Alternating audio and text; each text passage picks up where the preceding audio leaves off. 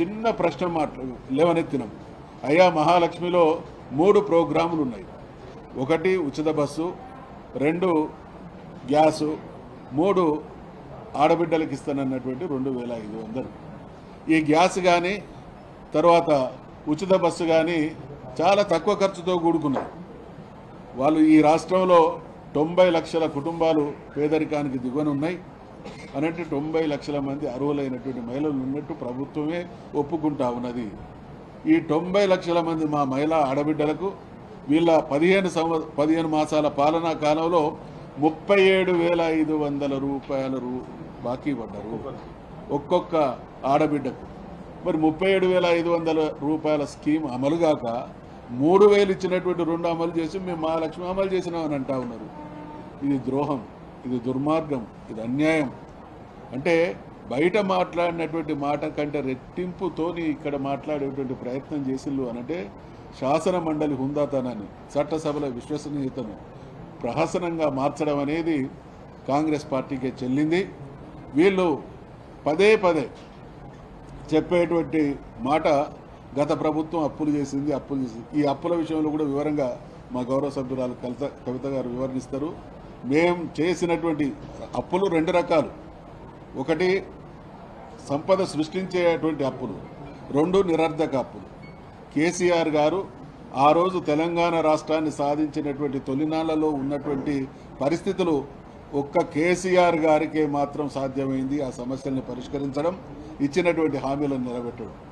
బహుశా ఈ దేశంలో అటువంటి పరిస్థితులలో రాష్ట్ర ముఖ్యమంత్రి ఎవరైనా కూడా చేతులు ఎత్తేస్తారు.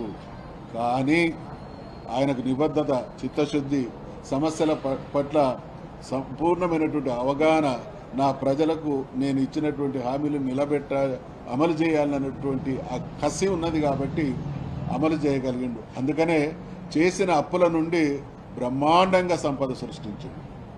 ఆ సృష్టించబడ్డ సంపద పేదలకు పంచిండు. వీళ్ళు ఏమన్నారు? ఎన్నికల మేనిఫెస్టోలో చెప్పిళ్ళు, మొదటి బడ్జెట్లో చెప్పిళ్ళు. వాళ్ళు చెప్పినటువంటి మాటలు, వాళ్ళు అన్నటువంటి మాటల్నే మళ్ళీ ఒకసారి నేను రీట్రేట్ చేస్తా ఉన్నా.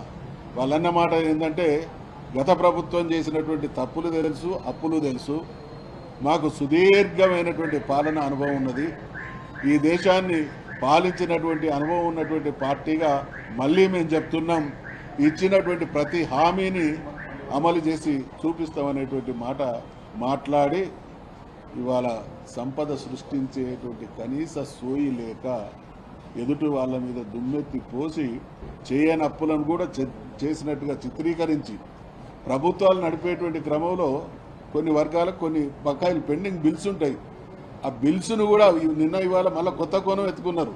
7 లక్షలు కాదు 8 లక్షలు పాత అప్పుల బిల్లుల పేమెంట్ కూడా అప్పులుగా చూపించేటువంటి నిర్వాకానికి ఒడిగడుతున్నారు అని అంటే ఇచ్చినటువంటి హామీలను నిలబెట్టేటువంటి నైతికత లేక, ఇచ్చినటువంటి హామీలను నిలబెట్టేటువంటి ఆ సంపద సృష్టించేటువంటి మార్గాలను వెతికి పుచ్చుకోక అన్ని రకాల వైఫల్యాలను ఎదురుదాడి ద్వారా ఎదుటి వాళ్ళ మీద వేసేటువంటి ప్రయత్నాలు చేస్తూ ఉన్నారు.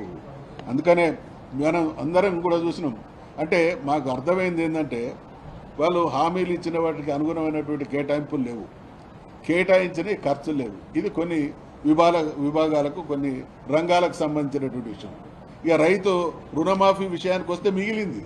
వాళ్ళు ఏం చెప్పిండ్రు? మొదలు 40,000 కోట్ల రూపాయలు రైతు రుణానికి మేము కడుపు కట్టుకొని, మనసుంటే మార్గం ఉంటుంది. ఏమి డైలాగ్ లేదు, మనసుంటే మార్గం ఉంటుంది, కడుపు కట్టుకుంటాం, అద్భుతాలు సాకారం చేసి చూపిస్తాం అనేటువంటి మాటలు మాట్లాడింది. మరి అదే ప్రభుత్వం చెప్పిన మాట 40,000 కోట్లని, చివరికి కేటాయించింది 30,000 కోట్లు, ఖర్చు చేసింది వాళ్ళు 20 కోట్లు అంటున్నారు. ప్రజాక్షేత్రంలో 14-15,000 కోట్ల అనేటువంటి మాట తేలుతా ఉంది. అంటే 30,000 కోట్లు కేటాయించింది 20,000 కోట్లకే పరిమితం చేసిందంటే 10,000 కోట్ల రూపాయల మోసం చేసిండు రైతాంగానికి. ఈ రకంగా అడుగడుగున వంచనతో శాసన మండలి సమావేశాలు సాగినటువంటి సందర్భంగా చాలా 10 రోజులు మాత్రమే ఇవాళ మేము తెలంగాణ రాష్ట్ర సమితి, బీఆర్ఎస్, కేసీఆర్ నాయకత్వం అంటే మేము ప్రజల్ని నమ్ముకొని రాజకీయం చేసినటువంటి పార్టీ. డెఫినెట్గా అవకాశం వస్తే సభల ద్వారా కూడా న్యాయం చేసే ప్రయత్నం చేస్తాం.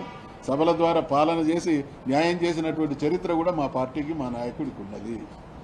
మరి ఇవాళ ఈ 10 రోజుల మండలి సమావేశాల్లో మా బాధ్యతగా ప్రధాన ప్రతిపక్షంగా రాష్ట్ర ప్రయోజనాలే ధ్యేయంగా ఉండేటువంటి పార్టీగా మేము మా పాత్రను నిర్వర్తించినాం. ఈ రేపటి నుండి ప్రజాక్షేత్రంలో ఇక్కడ వారాలు గంటలు కానీ మాకు ప్రతి క్షణం కూడా ప్రజాక్షేత్రాన్ని ఈ సమస్యల పరిష్కారం కోసం ప్రభుత్వాన్ని నిలదీయడం కోసం సద్వినియోగం చేస్తాం. ఈ సందర్భంగా చిన్న అంటే మా గౌరవ సభ్యులు కొందరు 3.5 సంవత్సరాలు మేమంతా కలిసి పనిచేసినాం. ప్రజల పక్షాన నాయకుడి ఆదేశాల మేరకు చేయాల్సినటువంటి బాధ్యతను చాలా పవిత్రమైనటువంటి ధర్మకార్యంగా దైవకార్యంగా మా ప్రయత్నాన్ని కొనసాగించడం. అయితే ఎవరికైనా కూడా చట్టసభల్లో ఎవరికైనా కూడా ఆ డ్యూ పీరియడ్ ఉంటుంది కాబట్టి డ్యూ పీరియడ్ అయిన తర్వాత ఆ పదవికి నుంచి వారు ఆ పదవి కాలం పీరియడ్ అయిపోతుంది కాబట్టి కొందరు మా గౌరవ సహచర సభ్యుల పీరియడ్ ముగిసింది. ఈ రోజుతోనూ రేపటితోనూ ముగియబోతా ఉన్నది. వారు కూడా చాలా అద్భుతమైనటువంటి సేవను సహకారాన్ని పార్టీకి ప్రజలకు అందించడం జరిగింది. వారికి హృదయపూర్వకమైనటువంటి ధన్యవాదాలు తెలియజేస్తూ నేను సెలవు తీసుకుంటాను.